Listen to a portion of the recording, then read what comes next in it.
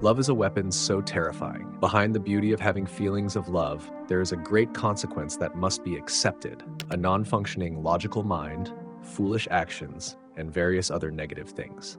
Still on Vibes, Chapter 19, Boruto Tube Blue Vortex. After in the previous chapter, we have seen Jura buying various books in the bookstore. Finally, in this chapter, we know what books he found. Various kinds of knowledge and such. But certainly for now, only love and human life is what Jura has just learned and knows. According to Jura, an ideal life, or what could be considered perfect, the best, is to follow instinct, a heart-driven impulse carried from birth, a natural disposition not based on reasoning or the need to act upon something, and as the ultimate goal, to reach a point known as evolution. However, behind the principles of both humans and SHINJU, there exists a concept that stands in stark opposition. A concept that poses a crucial threat, not only one brought about by reason and experienced by humans, but also one born from instinct and experienced by SHINJU as well. Thus, both humans and SHINJU face the same problem.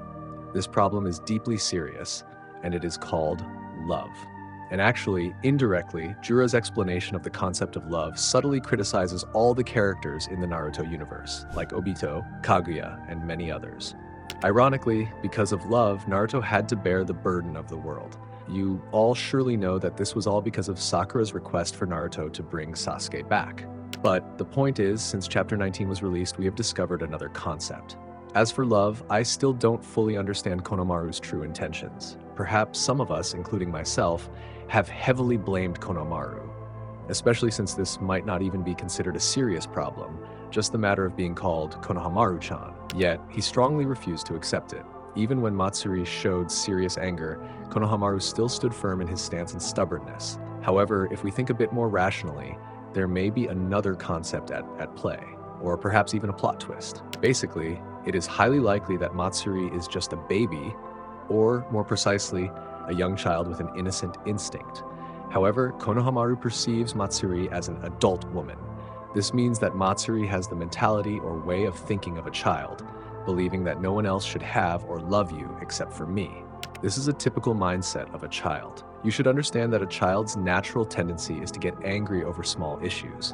When their desires are not fulfilled, they tend to act annoyingly. No matter what, they will be stubborn until their wishes are granted. Yet, once again, Konohamaru sees Matsuri as an adult. But is Konohamaru's obsessiveness towards Moegi something wrong, guys? Even he himself seems willing to sacrifice his life just to keep a feeling. Or in other words, no one can call him that other than Moegi. Saying that Konohamaru's attitude is wrong, of course it is something normal.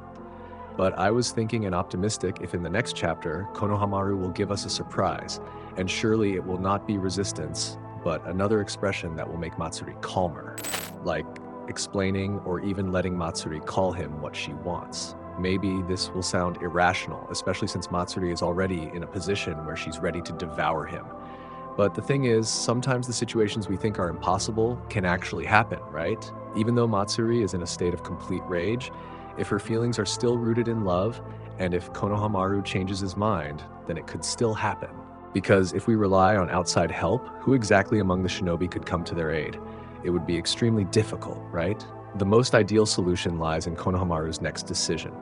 Standing at the brink of death, he will deliver a surprise that shocks us all. Ah, damn it. For some reason, I'm starting to feel a bit sick talking about love and all this stuff. But please, I need your feedback, guys. Is discussing love something that isn't a problem? Or does it actually make you uncomfortable? I really need your opinions, guys. Oh yeah, talking about love and also about SHINJU. Of course, this also has something to do with Otsutsuki. Basically, Otsutsuki also does not recognize the concept of love, which means they use the concept of a pragmatic or rational marriage. In other words, they marry based on the interests of an organization, politics, or even their personal interests, which have nothing to do with love. In order to realize a personal goal, they do all that. But speaking of Jura or Otsutsuki, there is a theory that might be interesting enough to forget about love for a bit. Maybe this is like a significant change of topic. But however, it still relates. And maybe it can be said that this is like the origin of the creation of an Otsutsuki. And of course, this comes from the entire Naruto and Boruto story. More precisely like this. The jubi was split into smaller parts, known as jubi fissions. These are referred to as fission beings. Basically, fission beings have three variations: the jubi version seen in the Fourth Shinobi World War, the Tsumeaka version, and the SHINJU version, considered the highest evolutionary form of fission beings. Once they evolve into SHINJU, they advance even further, transforming into beings known as Otsutsuki. As for the jubi itself, it is an Otsutsuki in its own right. There is a possibility that the first jubi reproduced by splitting itself into smaller parts. These smaller parts are what we call fission beings. Over time, fission beings evolved into SHINJU with their own egos. Those that failed to evolve would become the next jubi. Due to their insatiable nature, they devoured one another, eventually evolving into higher beings, the Otsutsuki. This cycle of cannibalism has continued endlessly to this day. This is interesting. We are also shown the evolutionary process of fission beings into SHINJU that has an ego.